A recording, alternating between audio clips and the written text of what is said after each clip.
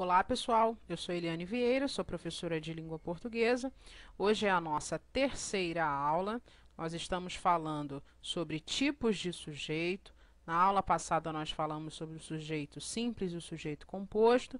Hoje, terminando este conteúdo, nós falaremos sobre o sujeito indeterminado e oração sem sujeito. Aqui está o meu e-mail, prof.elianevieira@gmail.com.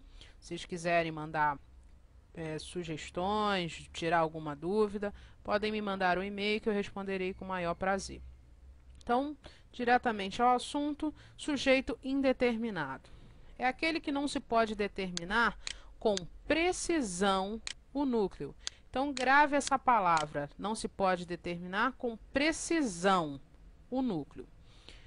Em língua portuguesa, nós podemos indeterminar o sujeito de duas formas. Verbo na terceira pessoa do plural ou verbo na terceira pessoa do singular mais o pronome se. A regrinha com verbo na terceira pessoa do plural é simples, esta aqui é bastante conhecida. Na letra A nós temos o exemplo, querem acabar com o Brasil. Então eu tenho o verbo querer aqui, o verbo querer está na terceira pessoa do plural. Então eu sei que existe alguém que quer acabar com o Brasil, porém eu não posso determinar com precisão quem é esta pessoa. Portanto, eu tenho um caso aqui de sujeito indeterminado. Não posso determinar, não posso com precisão declarar quem seja o núcleo, quem seja o agente da ação do verbo. Então, roubaram a minha moto. Mesmo caso, o verbo roubar aqui está na terceira pessoa do plural também.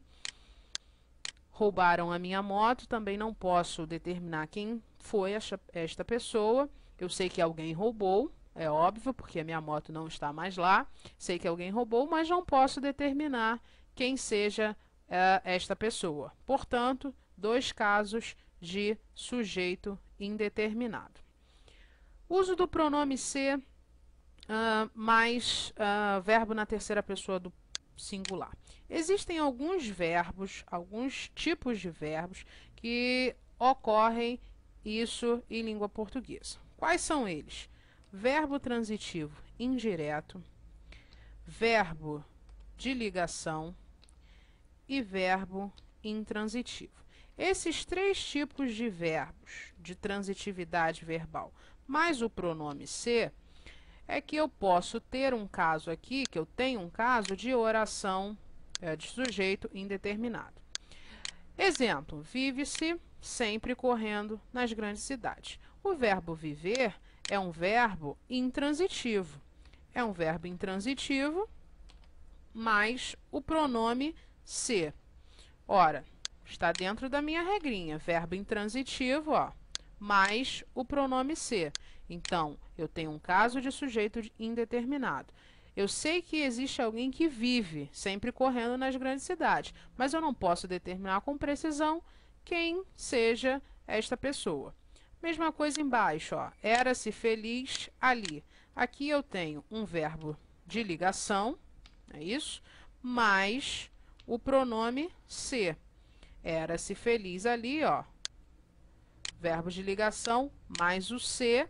Aqui eu tenho um predicativo e aqui um adjunto adverbial de lugar. Então, verbo de ligação mais se também está na nossa regrinha, verbo de ligação mais o pronome se, um caso de sujeito indeterminado. Sei que existe alguém que é feliz ali, mas eu não posso determinar com precisão quem é essa pessoa. Terceiro caso, precisa-se de professores. O verbo precisar é um verbo transitivo indireto. Quem precisa, precisa de alguma coisa. Então, verbo transitivo indireto mais se. Também um caso de pronome de sujeito indeterminado. Precisa-se de professores. Eu sei que alguém está precisando de professores, mas eu não posso determinar quem é esta pessoa. Então, sujeito indeterminado. Repare que o pronome se, em todos esses casos, ele é o pronome responsável por indeterminar este sujeito.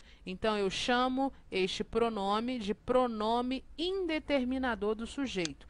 É o PIS, é aquele que a gente conhece como PIS. Então, PIS é igual a pronome indeterminador do sujeito. Ora, esse pronome ser é um pronome indeterminador do sujeito, eu o chamo de PIS. Depois, numa outra aula, nós vamos ver a diferença do pronome indeterminador para o pronome apassivador. Passemos, portanto,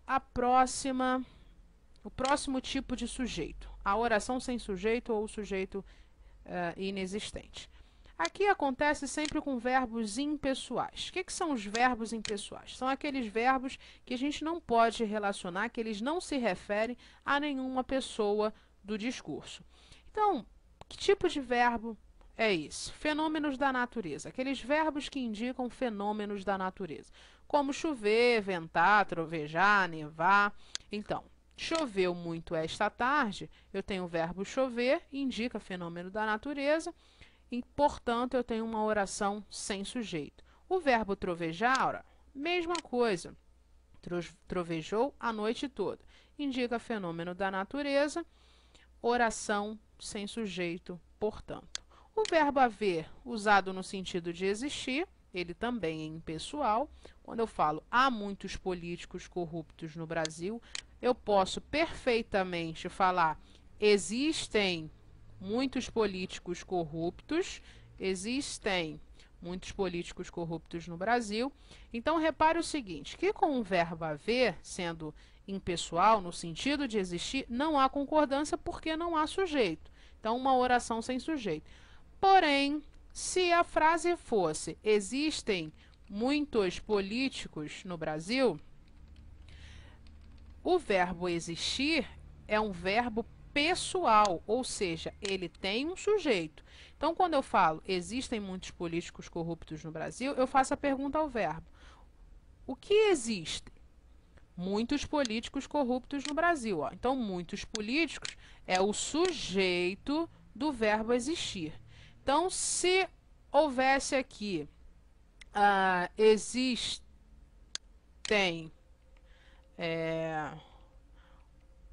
vou colocar no singular, existe um trabalho para você.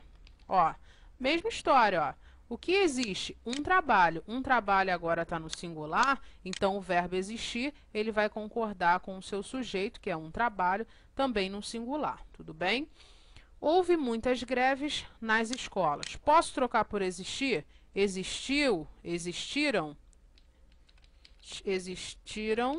muitas greves nas escolas? Posso, perfeitamente.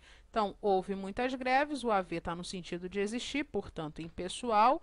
Agora, se eu trocar, repito, pelo verbo existir, ele é pessoal e ele vai concordar com o seu sujeito. Muitas greves aqui é o sujeito do verbo existir. E a última regrinha, o verbo estar e fazer relacionados a clima ou tempo.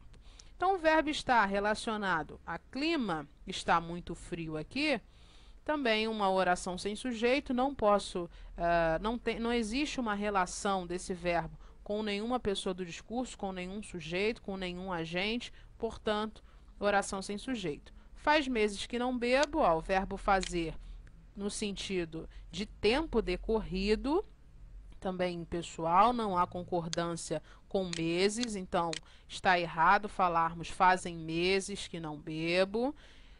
Para o concurso público é inadmissível, tá? O aluno precisa saber que o verbo fazer é um verbo impessoal quando for relacionado a clima ou tempo.